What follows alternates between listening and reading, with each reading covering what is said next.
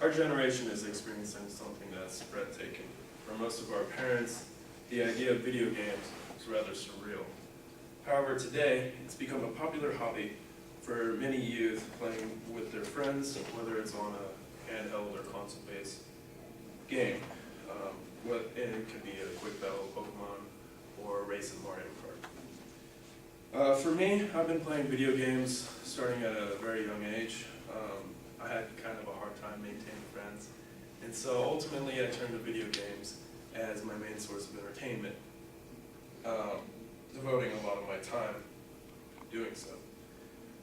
It's safe to say that most people in this room have at one point or currently do play video games, whether it's on a mobile phone, the Wii, whatever you want to play on. The video game industry has been making breakthroughs ever since the Atari. However, this is rather elementary in retrospect to what is coming. Today I would like to examine the transition into incremental consoles along with augmented and virtual reality devices. For a long time there's been a rivalry between major companies that could potentially come to a halt due to incremental consoles. Much like a phone, these consoles will be able to be upgraded to the newest, latest edition. Also, like phones, consoles have been known to be rather expensive, and there's always a newer, better one coming out. So with the incremental consoles, you will no longer fall behind with your dinosaur consoles that are no longer compatible in playing the latest game being produced. Here recently, Satya Nadella, the CEO of Microsoft, just announced that he wishes to branch together with a company called PlayStation. Now, in theory, this would end the rivalry between the two companies and also little the spending of fans who have both consoles. This also promotes gameplay within the gaming community. For example, my two best friends, Adam and Alex, they always play PlayStation. However, I've been an Xbox fan. So with the tethering of the networks, we'd actually be able to play together if we had the same games.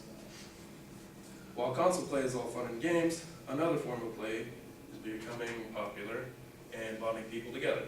It's a newer idea, but augmented reality makes fantasy seem almost like a reality. That's the name. It also promotes general good health. These augmented reality are supported onto smart devices such as a cell phone, tablet, etc. By using the help of other apps like camera to take in your surrounding scenery and display it on your phone to make the game seem more lifelike. Most people, it's safe to assume, have a smart device, so there's no need to go out and buy a whole new console just to play this game. Rather, just go to the App Store, buy the game, you're good to go. Another great thing about augmented reality is it gets the users up and off the couch. It forces them to physically walk around to play the game. A fine example of this is Pokemon Go. President of Pokemon, Ishihara, was recently interviewed with the Wall Street Journal, where he stated that the game was downloaded over 500 million times, producing $700 million in revenue for the company since the drop date in July, making it the most successful game for smart devices in all of history. While it's awesome that augmented reality allows gamers to imagine games to be somewhat real, it's still staring at a screen. However, with virtual reality, it makes the players seem like they're physically in the game. However, virtual reality doesn't just limit itself to playing video games.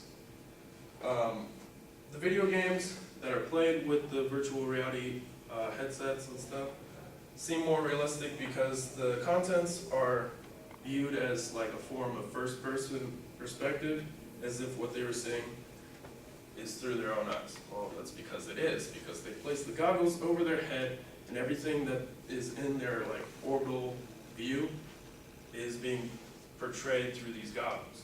So also with that, with the use of limbs, it kind of promotes physical good health, kind of similar to the Wii, but not really. So another aspect with the limbs is by using that, it makes the player seem like they're physically actually doing the actions in the game, such as driving a car, swinging a bat, whatever the case may be.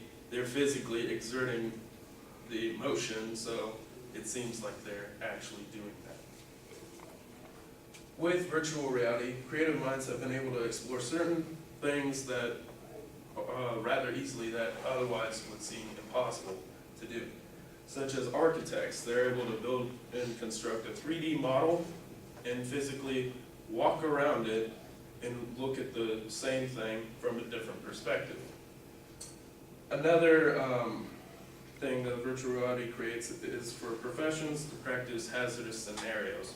So say a surgeon needs to practice surgery but doesn't want to cut open cadavers or something like that. They can just simply put on the goggles and slice open their subject.